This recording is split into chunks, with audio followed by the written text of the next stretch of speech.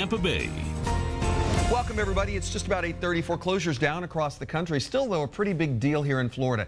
And it's a huge time. It's a huge market for investors. You know, those people who buy up foreclosed properties at rock bottom prices. They fix them up and then they resell them. Foreclosed homes can fall into serious disrepair, and some of them require major renovations. So for all you people out there in the hunt right now, what are you supposed to look for when you have come across a home that has been newly remodeled, newly renovated, that may have been a foreclosure? And our real estate expert, Peter Murphy, joins us this morning with some helpful tips on how to avoid buying a lemon. Good to see you. Happy New Year. Too. Happy New Year. We're good. I'm sorry. Let's do that. Let's get out of here.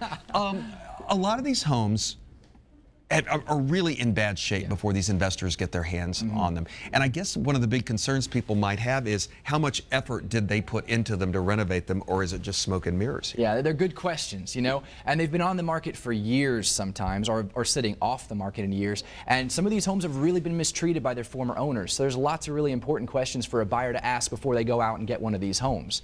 Now, conventional wisdom is get yourself a good home inspector before you go buy a house, and then buy a home warranty. So if anything is missed, that home warranty can help you cover the cost of some of those repairs. But keep in mind, those home inspectors have not really been trained in the deluge of the housing market. They're used to inspecting homes that have been owned by owner occupants and have been well maintained. So some of these homes require really specialized scrutiny. And can you know, I guess that's the question, can you know if a home you're buying has been in foreclosure? Are you able to find that information out? Yes, you can. It takes some research to do it, but you can go back to court records and research that specific home and find out if it's been in foreclosure and how long it's been in foreclosure for, how long it took to actually sell it foreclosure. And then you can research again to find out, you know, you look at today's date it's on the market, and so how long did it take to come out of foreclosure and go on the market? That gives you an indication of how long the person who owned the home, the flipper, has owned that home for and how long they've been renovating it for. That kind of can give you an idea of how complex the job was. Give me a few points. Give me a few things you would tell somebody if they're going into a home and they question whether or not it's up to par, what it needs to be, besides the inspection. I mean, just...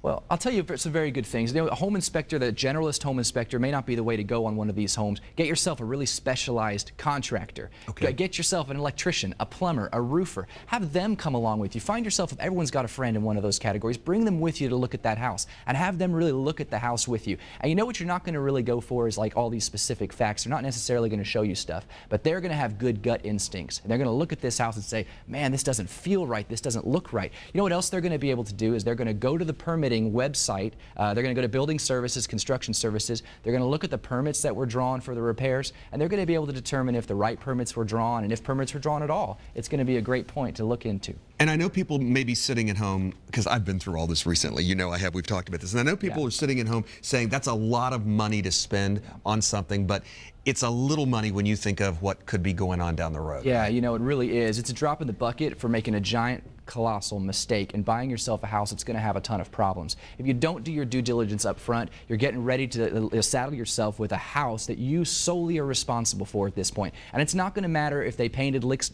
paint over a bunch of problems. They're now your problems to deal with. So you better have, you know, no matter what kind of home you're buying, you better have some extra cash when you go into it, because you're going to have something that the inspector missed or that you missed, and you're going to have to pay for that. So yeah, have some cash and be ready for it. But in the end, the most important thing is make sure your gut instincts are being followed. If you go into that home and you don't feel right about it, you think that seller's not disclosing something, the realtor is being sketchy, something doesn't smell right, literally doesn't smell right, listen to your instincts and don't make a bad decision.